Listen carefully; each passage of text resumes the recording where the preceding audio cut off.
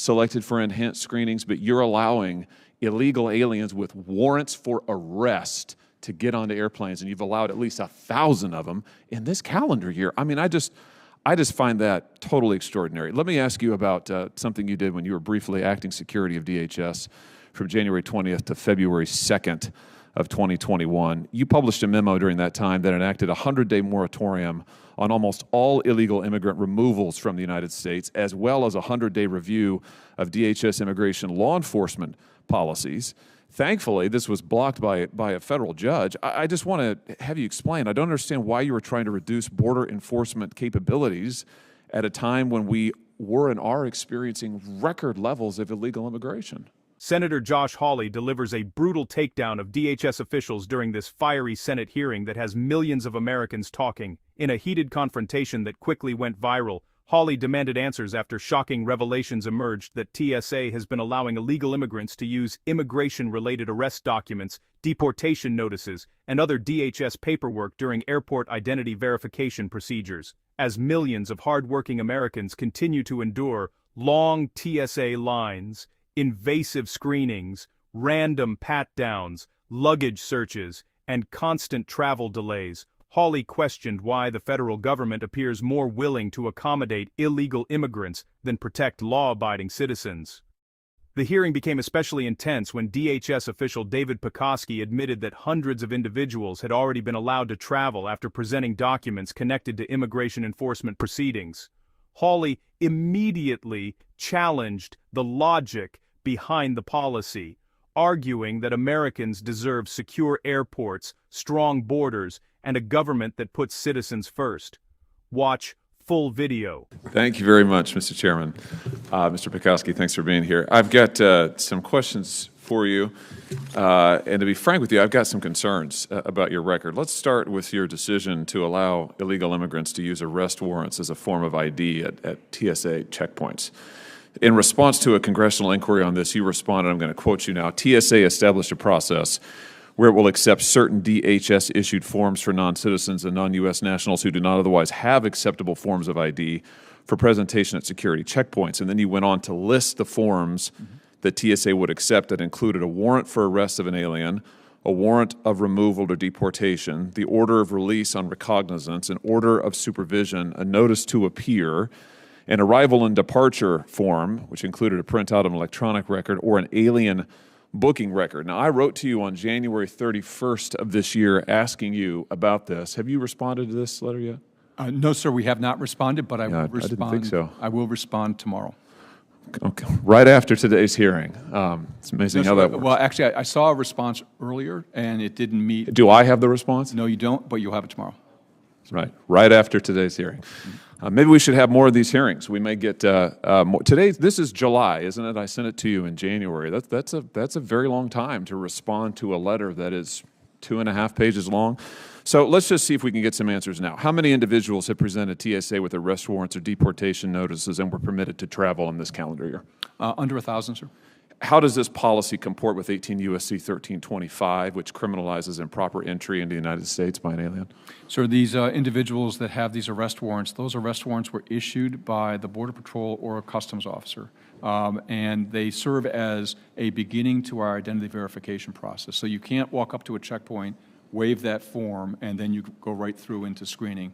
We go through a process to verify that you are the person that you claim to be, and that you are receiving the level of screening, which always includes enhanced screening when people don't have the proper identification. So if somebody who presents an arrest warrant is subject to an in-person interview with the airport's federal security director? They have an interview with the officers that are on scene at the checkpoint, but that's not all that's happening. What those officers are doing are they're talking to... When you say the officers on scene at the checkpoint, what are we talking about? The transportation security officers, the uniformed officers at the checkpoint. Okay, but not the federal security director. They will bring in the federal security director if needed. Well, why would that person not be needed if you have someone who's an illegal immigrant? Right. So we aren't looking at whether a person is legal or illegal in the country. Our function is to make sure that... Why not? Because our role is to make sure that people that might pose a risk to transportation that's significant enough to either require enhanced screening or to not allow them to fly, that the proper... So your position is someone who is known to have violated the laws of the United States does not thereby need enhanced screening? You're not concerned about this person as a security threat?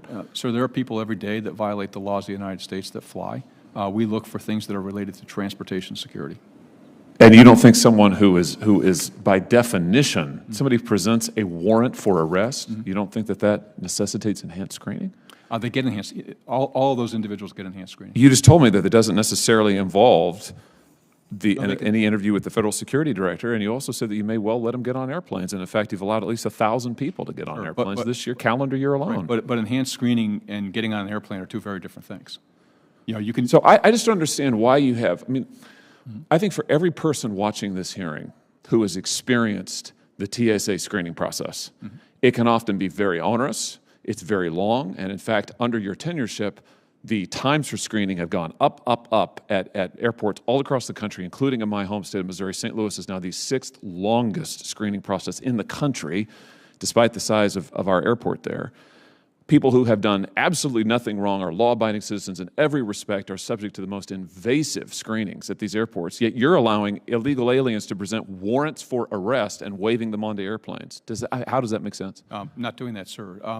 You just told me that you've let 1,000 people travel on airlines who present to you warrants for arrest. Yes, right? sir. And they present those warrants. That warrant is the beginning of an identity verification process, which follows. Why isn't it the end? Why isn't that the end of the process? And you say, sorry, you have a warrant for an arrest. We're not going to allow you to get on an airplane. Because we want to identify who is presenting themselves at the screening checkpoint and ensure that those individuals get the right level of screening. For folks that do not have the acceptable forms of ID that we list on our webpage, they all receive enhanced screening. So every single person that presents a warrant receives enhanced screening before they're allowed to get on an aircraft. Now, if they don't pass that screening, they don't get on the aircraft.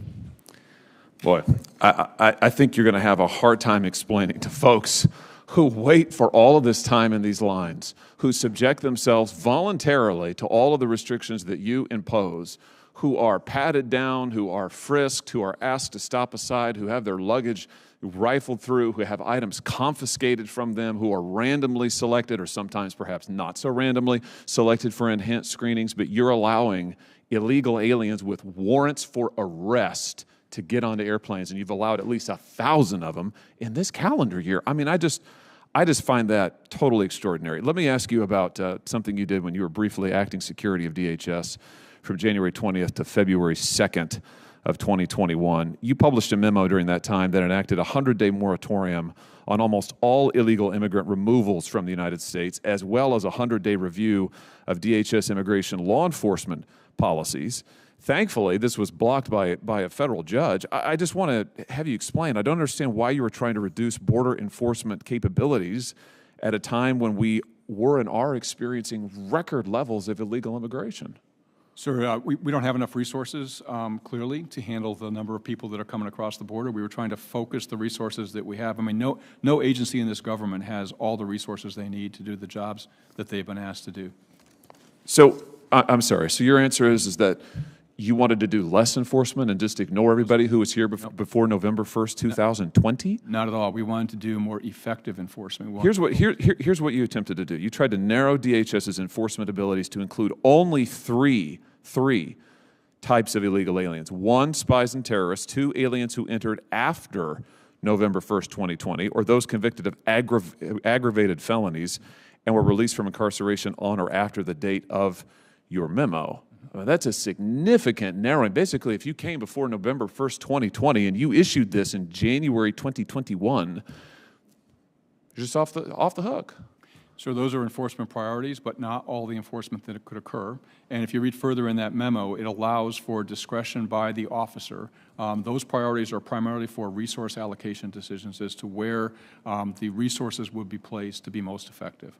And I think those 3 priorities are 3 of the very top priorities that we ought to focus our limited enforcement capability on. Well, I'm just glad that a judge blocked the attempt to do this. And I have to say, in terms of your priorities and what you have done from allowing those with arrest warrants to fly while subjecting law-abiding citizens to what you have done to your record of the terrible wait times and experience that you're putting law-abiding citizens through to this action, I just can't say that I agree with your priorities, Mr. Pekoski. Thank you, Mr. Chairman. As the hearing came to an end, one thing had become absolutely undeniable. Senator Josh Hawley said what millions of Americans have been thinking for a very long time. At the heart of this explosive confrontation was a simple but powerful question. Why does it feel like law-abiding citizens are constantly burdened with stricter rules, longer delays, invasive searches, and endless government regulations, while federal agencies continue defending policies that many Americans believe put national security and common sense at risk? Throughout the hearing, Hawley remained relentless. He challenged DHS officials over TSA policies that allowed individuals with immigration-related arrest documents to pass through airport identity verification procedures. He demanded accountability for what many Americans see as failed priorities inside federal agencies, and he refused to accept vague answers while ordinary citizens continue dealing with overcrowded airports, increased screening procedures, travel frustration, and growing concerns about border security. For millions watching the hearing online, this wasn't just another political exchange in Washington. It represented something much bigger. It was about whether government agencies are truly listening to the concerns of American citizens. It was about whether national security standards are being applied fairly and consistently. And it was about whether leaders in Washington are finally willing to confront the consequences of weak immigration enforcement policies that many Americans believe have spiraled out of control. One of the most powerful moments came when Hawley pointed out the frustration experienced daily by ordinary travelers across the country. Families trying to take vacations, workers trying to make business flights, parents traveling with children, veterans, students, law-abiding citizens who comply with every TSA instruction, every identification requirement, and every airport regulation placed in front of them. Those Americans often face long TSA wait times, aggressive pat-downs, extensive baggage searches, random secondary screenings, delayed flights, confiscated personal items. And yet, during this hearing, DHS officials admitted that individuals carrying immigration-related arrest documents had still been allowed to proceed through airport security after enhanced screening procedures. For Hawley, that contradiction became impossible to ignore. Leave your thoughts in the comments below because this debate is far from over.